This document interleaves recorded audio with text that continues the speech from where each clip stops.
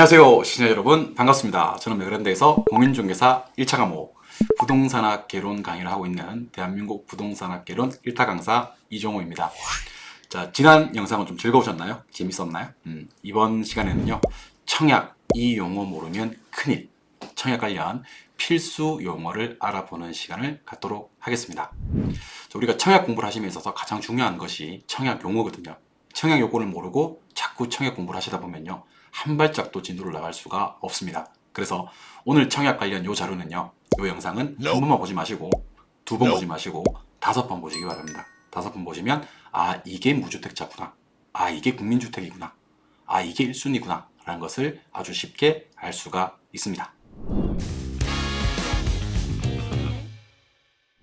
자, 그렇다면 그 첫 번째, 우리 국민주택과 민영주택에 대해서 살펴보는 시간을 갖도록 할 건데요. 국민주택과 민영주택은 간단합니다. 우리가 주택을 분양할 때는요, 공공분양이라는 것이 있고 민간분양이라는 것이 있습니다. 공공분양이라는 것은 LH 또는 SH 같은 지방공사가 공급하는 국민주택 규모 85제곱미터 이하의 주택을 말하는 것입니다. 자, 우리가 흔히 85제곱미터 그러면 전용 면적 25.7평을 얘기하고요. 서비스 면적, 뭐 우리 발코니라든지 이런 면적이 포함이 돼서 우리 통상적으로 실평수로 치면 한 30평대 초반 평수를 얘기하는 겁니다. 얘네들이 공급하는 주택을 공공분양, 국민주택이라고 합니다. 됐나요? 네. 그것을 제외한 모든 주택을 민영주택이라고 합니다. 자, 우리 한번 공부해볼까요? 삼성물산에서 만든 브랜드가 뭐예요? 레미안이죠. GS건설은요, 자이. 대림산업은요, 이편한 세상. 대우건설이요, 푸르지오. 그 다음 현대산업개발, 아이파크. 현대건설, 힐스테이트. 이런 주택을 민영주택이라 그래요. 정리되셨나요? 이때 국민주택은 국가 땅에서만 공급이 되고요. 민영주택은 국가 땅에서 공급하는 경우도 있고 민간 땅에서도 공급하는 경우가 있다. 민간 땅에서 공급할 때는 일반 공급과 특별 공급의 비율이 똑같은데 국가 땅에서 공급할 때는 공공택지 비율이 특별 공급 비율이 다소 높다. 그리고 국민주택은 특별 공급 비율이 압도적으로 높다라는 것을 기억해 주셔야 됩니다. 그래서 나중에 국민주택은요, 민간주택은요 함에 따라서 우리 청약 자격 달라지고요. 그 다음에 당첨자 선정 방식도 달라지고요. 여러 가지 조건이 다르게 적용되기 때문에 항상 주택을 구분할 때는 국민주택과 민영주택으로 구분해서 정리하시면 좋겠습니다. 그래서 우리 중요한 코너죠. 그래서 결론은요. LH나 SH 같은 공적 주체가 공급하는 주택을 무슨 주택? 국민주택이라고 하고, 레미안, 자이, 푸르지오, 더샵, 아이파크와 같은 브랜드 주택을 무슨 주택이라고 한다? 민영주택이라고 한다. 참고로 국민주택은 공공택지에서만 공급이 되지만 민영주택은 공공택지 또는 민간택지에서도 공급이 가능하다는 것을 기억해 주시면 좋겠습니다. 국민주택, 민영주택 구분되셨나요? 방금 살펴본 국민주택과 민영주택의 구체적인 내용과 주택 유형별 당첨자 기준이 많이 다르거든요. 이것은 바로 다음 영상에서 자세히 다뤄보도록 할 테니 다음 세 번째 영상 국민주택, 민영주택 비교 영상도 많은 시청 부탁드립니다. 그럼 두 번째는요, 일반 공급과 특별 공급에 대해서 살펴보도록 하겠습니다. 자, 우리 우선 공급이라는 것도 있긴 한데 우선 공급은 일반 공급과 특별 공급의 중간 형태 공급이다 정도만 기억하시면 되겠고요. 일반 공급은 이제 순위 또는 가점을 통해서 또는 추첨을 통해서 가장 일반적으로 입주자를 선정하는 방식이 일반 공급입니다. 근데 어떻게 공부하시는 게 좋냐면 특별 공급이 아닌 걸 일반 공급이라고 한다라고 생각하시면 좋을 것 같아요. 그럼 특별 공급에 어떤 것들이 있느냐? 우리 흔히 얘기하는 특공이라고 합니다. 특공은 국가유공자, 장애인, 다자녀 가구 등 어떤 정책적 배려가 필요한 사회계층에게 주택 마련에서 우선권을 부여하는 제도입니다. 그럼 특별 공급은요, 일반 공급에 비해서 경쟁률이 현저하게 낮습니다. 당연히 당첨 확률은 현저하게 올라갑니다. 이 특별 공급에는 어떤 것들이 있는지를 보도록 하겠습니다. 총 7가지가 있는데 7가지를 지금 이 영상 보시면서 다 읊을 수 있었으면 좋겠습니다. 왜냐하면 여러분들 갑자기 덜컥 결혼하게 될 수가 있습니다. 신혼부부 될 수 있겠죠. 두 번째, 나는 주택을 가지고 있는 적이 한 번도 없어. 생애 최초 주택 구입자가 될 수가 있겠죠. 아니면 부모님이 갑자기 같이 살재, 노부모 부양을 할 수도 있겠죠. 그 다음에 우리 회사가 지방으로 이전되는 경우도 있겠죠. 이전기간 종사자. 그 다음에 장애인이라든지 국가유공자인 경우도 있겠죠. 기간 추천. 그 다음에 너무 사랑이 불타서 자녀를 많이 낳을 수도 있겠죠. 다자녀. 외국인만 빼면요, 모두 다 나한테 해당이 될 수 있는 겁니다. 어떻게 될지 모른다는 거예요. 그래서 무엇이 될지 모르니까 7가지 유형을 다 기억하셨으면 좋겠습니다. 자, 이걸 제가 암기하는 방법 좀 알려드릴게요. 유차도 생각하지 말고 이렇게 암기하는 거 이바닥 다 그래. 자, 일단은 이제 우리 부모님이 경상도 사람이다라고 생각하시는 겁니다. 경상도 사람. 사투리 쓰시겠죠? 예, 쓰시는데 생신 선물을 드렸는데 마음이 들지 않았나 봐요. 그래서 이게 선물이 다냐? 왜 이게 다냐? 이렇게 얘기하는 겁니다. 그래서 생신 선물로 줬더니만 왜 이게 다냐라고 얘기하는 겁니다. 자, 생신. 왜 이기 다노? 왜 이기 다노? 요게 이제 특별 공급 종류 7가지입니다. 다시 생신. 왜 이기 다노? 생신? 왜 이기 다노? 이 7개가 특별 공급입니다. 생애 최초. 신혼부부. 외국인. 이전기간 종사자. 기간 추천. 다자녀. 노부모 부양입니다. 이렇게 7가지가 특별 공급이고, 참고로 요 생애 최초와 신혼부부는요, 우리 특별 공급률이 가장 높은 것들입니다. 참고로 아까 특별 공급과 일반 공급의 중간 정도 형태 우선 공급은요, 일반 공급과 똑같이 뭐는 하되 경쟁을 하되 특정 조건을 갖춘 자에게 우선권을 부여하는 제도입니다. 그래서 주로 2가지를 보는데요. 나머지는 참고하시면 되고, 2가지. 첫 번째는 동일 순위 중에서 해당 주택 건설 지역에 거주하는 자.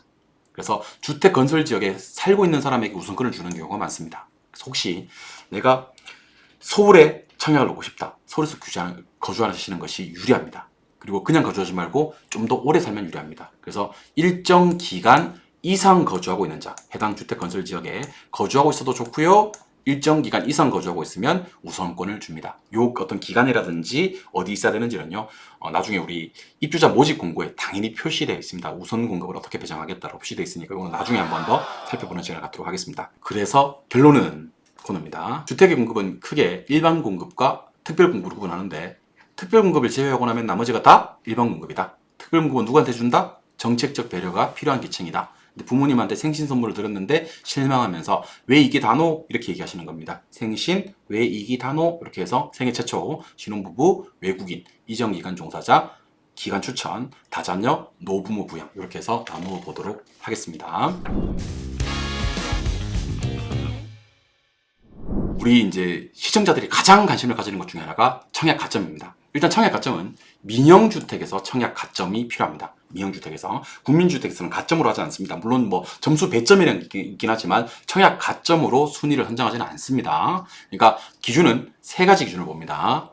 일단 가장 높은 점수가 5점 배점되는 게 부양가족수입니다. 만점이 35점이에요.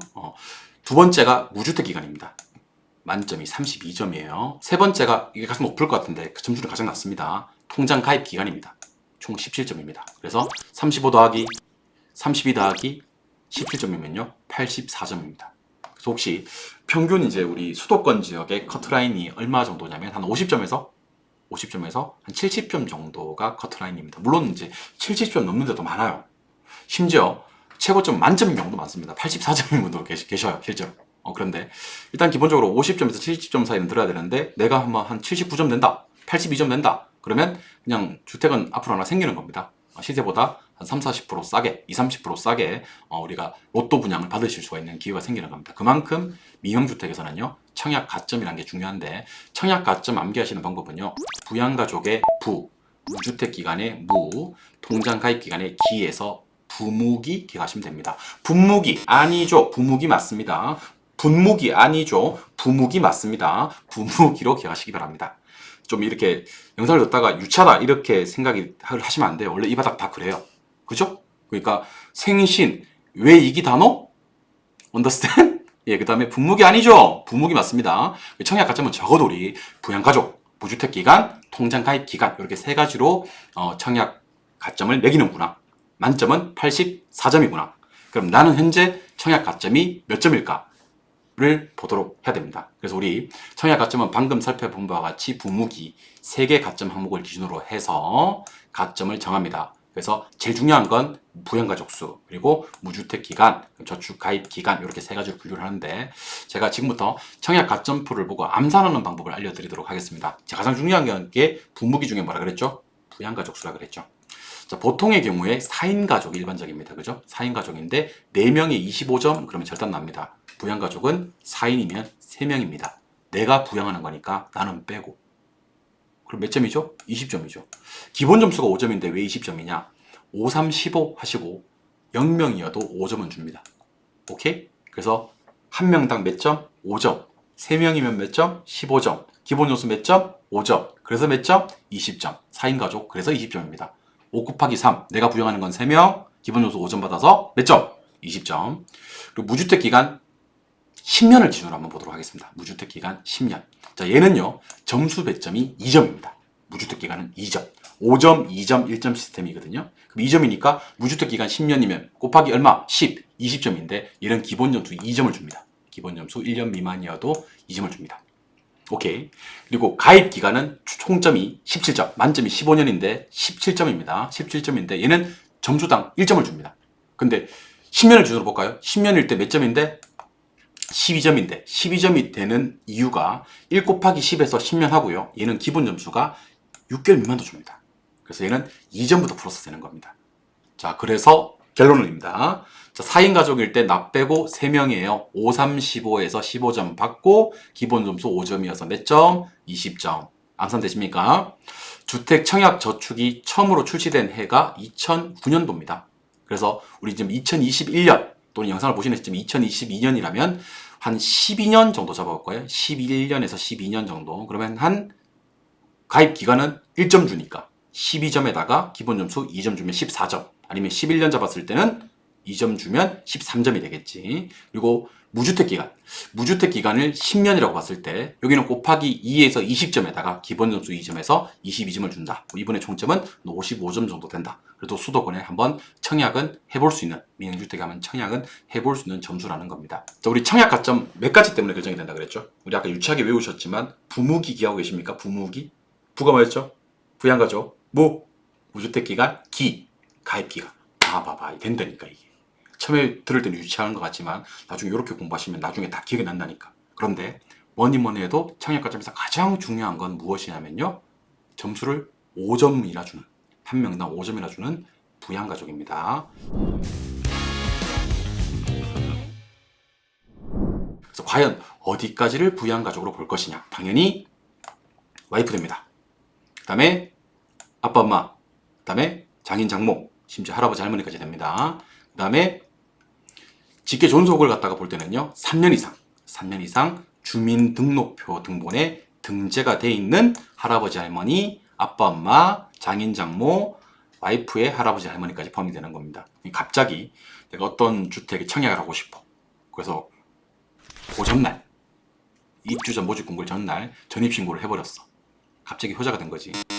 안 봐줍니다. 그러니까 3년 동안 같은 주민등록표상에 등재된 아빠, 엄마, 장인, 장모, 할아버지, 할머니, 와이프의 할아버지, 할머니까지 되는 겁니다. 아시겠죠? 네, 그리고 직계 비속, 당연히 미혼인 자녀만 된다는 거 일단 기억을 하시기 바랍니다. 그래서 결론은 일단 와이프 됩니다. 결혼하기 전에 자녀 됩니다. 결혼하기 전이야 됩니다. 요즘 결혼해버리면 세대를 분리할 거니까요. 같은 주민등록표상에 표시가 안 될 거예요. 주민등록표 등본상에 몇 년 이상? 3년 이상 등재된 아버지, 어머니, 장인, 장모까지, 심지어 할아버지, 할머니 있다면 그것도 포함까지를 우리는 부양가족이라고 합니다. 부양가족은 나는 빠지는 거예요. 참 쉽죠. 네. 자, 이제 마지막 무주택 세대 구성원입니다. 자, 일단 기본적으로 청약이라는 제도는요, 무주택자들에게 새 집을 살 기회를 주는 것 목표로 합니다. 따라서 무주택 세대 구성원이란 말을 정말 많이 하는데요. 세대주에 속한 자 전원이 주택을 소유하고 있지 않은 상태를 무주택 세대 구성원이라고 하고요. 무주택 기간 최장 15년까지 점수도 2점씩 줍니다. 만점 32점입니다. 그럼 과연 어떤 것을 무주택 기간으로 봐줄 거냐? 상당히 중요하겠죠. 일단 첫 번째로는요. 주택 공급 신청자, 당연히 무주택자여야 됩니다. 이 사람의 배우자, 와이프 무주택자여야 됩니다. 그 다음에 할아버지, 할머니, 아버지, 어머니, 장인, 장모님, 와이프의 할아버지, 할머니 무주택자여야 됩니다. 그리고 결혼하기 전에 자녀 무주택자여야 됩니다. 이 사람들이 무주택자여야지 우리가 무주택으로 본다. 그런데 상당히 중요한 얘기가 있습니다. 신청자 본인이 무주택 기간은 30세로부터 산정을 하고요. 무주택 기간은. 그리고 30세 이전에 결혼을 했을 때는 혼인신고일로부터 산정을 한다라는 표현이 나와 있습니다. 무슨 말인지 알려드립니다. 자, 내가 청약통장을 15세에 가입을 했습니다. 나는 지금 40세입니다. 40세. 자, 무주택 기간 만점이 몇 년이냐면 15년이거든요. 그러면 15살 때 가입을 했고 지금 내가 40세라면 무주택 기간 25년이지 않습니까? 그죠? 그럼 당연히 만점 받는다. 땡! 틀렸습니다. 자, 무주택 기간은요 30세부터 산정합니다. 따라서 40세인 분은 22점입니다. 왜냐하면 30세부터 40세니까 10년 지났고요. 구간당 2점 해서 20점, 기본 점수 2점 받아서 22점이 되는 거예요. 자, 근데 이분이 같은 40세이라도요 무주택 점수를 갖다가 만점 받는 방법이 있습니다. 32점 받는 방법이 있다고. 25살 때 결혼하시면 됩니다. 25살 때 결혼하시면요 혼인신고일부터 기산이 앞서집니다. 그러니까 25살 때부터 40살이면 15년 무주택 기간 아닙니까? 곱하기 2에서 30점, 기본 점수 2점에서 구간당 2점이니까 32점 무주택 기간 만점 받으실 수 있습니다. 그래서 40세인데도 불구하고 무주택 기간을 만점 받고 싶다면요 지금 사귀는 분과 바로 당장 결혼하시기 바랍니다. 사랑하는 사람과 결혼하시면 청약 가점에서 특히 무주택 기간은 유리합니다. 유의할 점 하나 더. 만 60세 이상의 직계존속, 그러니까 주택이나 분양권을 소유한 경우에는요 60세 이상이라면 신청자가 무주택자로 봐줍니다. 원래 무주택자는 아닌데. 그러니까 아니 아빠 엄마가 장인 장모가 세대를 같이 하고 있는데 지금 주민등록부상에 3년 이상 한 번도 주택을 사지 않았던 경우를 찾으려고 하니까 신청자가 없는 거야. 무주택자 기간이 없는 거지. 그러니까 이분들까지도 그렇게 하는 것은 너무 가혹하다라고 해서 무주택으로 봐줍니다. 하지만 나중에 우리가 노부모 부양 특별공급이라는 걸 배우시게 될 거거든요. 그때는 주택을 가지고 있으면 그냥 소유한 것으로 봐요. 그래서 결론입니다. 자, 일단 내가 주택이 없어야 돼요. 와이프 주택 없어야 돼요. 결혼하지 않은 자녀가 주택이 없어야 됩니다. 그 다음에 주민등록표상에 등재된 만 60세 이상의 아버지, 어머니, 장인, 장모는 주택을 가지고 있어도 무주택자로 봐줍니다. 산정기간은 무주택 산정기간은 30세부터 산정합니다. 하지만 그 전에 결혼하셨다면 혼인신고일부터 산정을 한다는 것을 기억해 주시기 바랍니다. 참 쉽죠? 자, 우리 오늘 영상에서는요 우리 주택 청약 관련되는 필수 용어들을 정리해 보았습니다. 다음 영상에서는요 오늘 보았던 국민주택과 민영주택을 조금 더 자세하게 살펴볼 겁니다. 이유는 혹시 여러분들 국민주택과 민영주택의 당첨자 선정 기준이 다르다는 걸 알고 계시나요?